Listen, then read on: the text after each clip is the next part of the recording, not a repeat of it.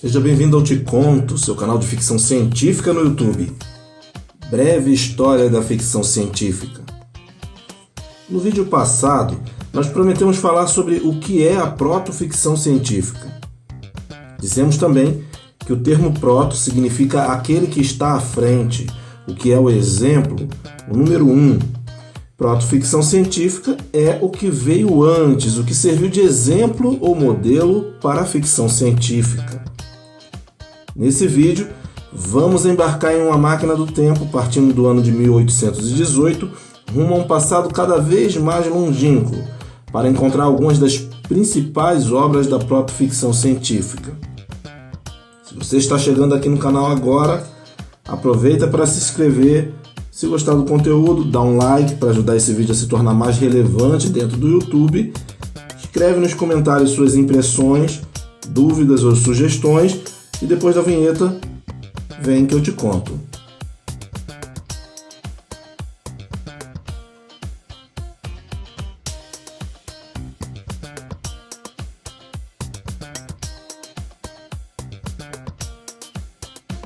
1818 é a data de início nessa nossa viagem rumo ao passado para conhecer as obras de proto-ficção científica, pois é o ano de lançamento de Frankenstein, de Mary Shelley. Se você quiser saber mais sobre isso, clica no card. Entretanto, muitos acreditam que a ficção científica surgiu muito tempo antes, na verdade, séculos antes.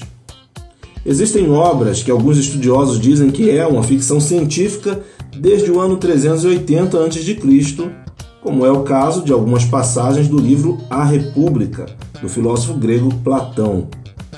Em A República, temos um diálogo onde é imaginada uma república instaurada na cidade de Calípoli. A sociedade de Calípoli é plenamente funcional e justa, uma verdadeira utopia mais de 1000 anos antes da escrita do livro A Utopia, de Thomas More.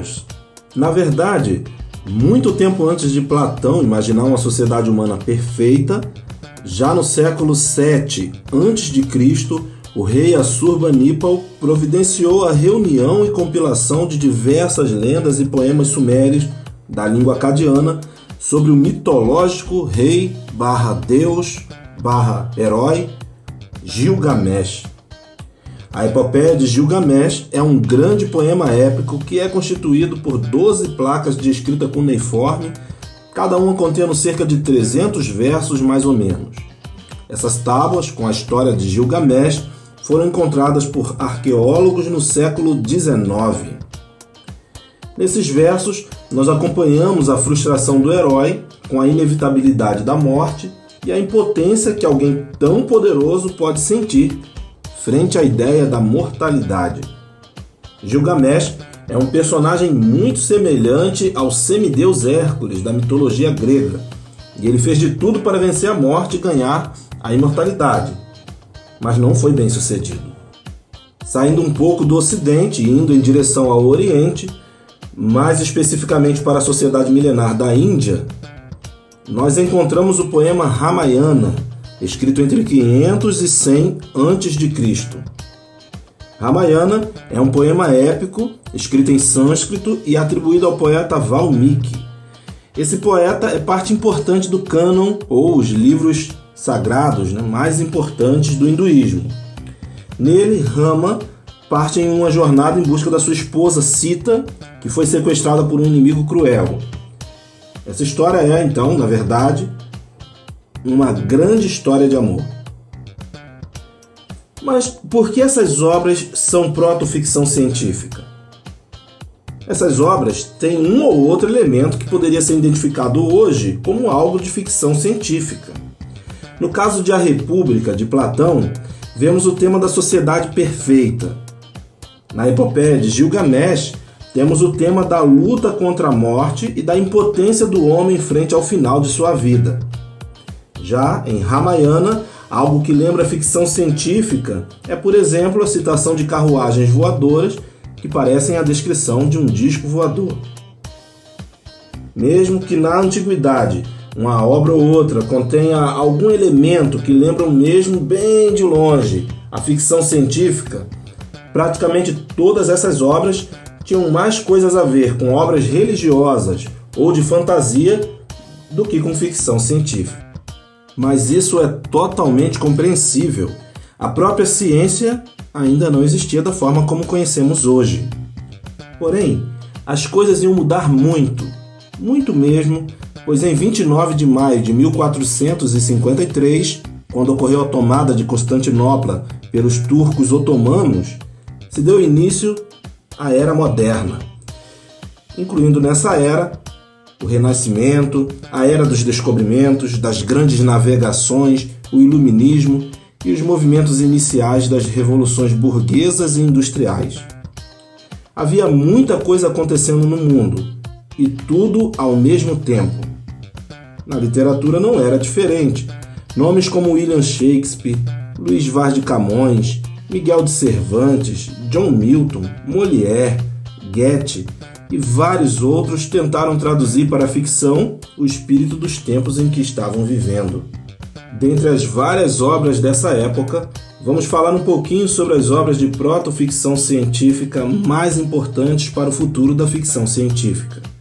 Essas obras podem até ser divididas em dois subgêneros: a imaginação de sociedades alternativas perfeitas, ou no mínimo melhores do que as sociedades da época, e as viagens extraordinárias. Nós temos a Utopia, de Thomas More, que descreve uma sociedade utópica onde todos os cidadãos vivem em cooperação, onde, embora ninguém possua coisa alguma, todos são ricos. A palavra utopia vem do grego u, que é um advérbio de negação, e topos significa lugar. Se a gente juntar as duas coisas, utopia seria o não lugar, o lugar nenhum, um lugar que não existe. Um lugar tão perfeito que só pode existir na ficção. Outro livro que imagina uma sociedade perfeita é A Cidade do Sol, de Tommaso Campanella, que segue os moldes da utopia e descreve também uma sociedade igualitária. Robinson Crusoe, escrito por Daniel Defoe, narra as aventuras de um náufrago em uma ilha. E também As Aventuras de Gulliver, de Jonathan Swift, que nos apresenta a ilha de Lilliput, onde todos têm 15 centímetros de altura, enquanto Gulliver é um gigante. E depois nos leva para Brubidgnag, onde é Gulliver que tem cerca de 15 centímetros de altura, enquanto os demais são gigantes. Mas As Aventuras de Gulliver nos apresenta também o que, possivelmente, é a primeira crítica da literatura à ciência. Essa crítica à ciência aparece na forma da ilha voadora de Laputa. A ilha de Laputa governa várias outras ilhas. Nessa ilha, as pessoas vivem apenas para a música, a matemática, a astronomia. Porém, isso causa um grande estrago na administração de suas ilhas dependentes. Ou seja, a busca cega pela ciência pode ser inútil se não trouxer resultados práticos para a vida das pessoas. Em 1608, o astrônomo Johannes Kepler escreveu Somnium, que significa sonho em latim. Em Somnium, ele fala de maneira científica como é viver na atmosfera do ambiente lunar, descrevendo o tamanho dos planetas e suas trajetórias. Isso é científico. Mas, ao mesmo tempo, a história está cheia de elementos fantasiosos e sobrenaturais. Carl Sagan, astrônomo e divulgador científico que escreveu o livro Contato, e Isaac Asimov, que dispensa comentários, consideravam Somnium como a primeira obra de ficção científica. Outra obra muito importante foi escrita em 1752, Micrômegas, do filósofo iluminista Voltaire. O livro segue um gigante de Sírios, que encontra outro gigante em Saturno e partem juntos aqui para a Terra para discutir diferenças filosóficas entre os homens e os ETs.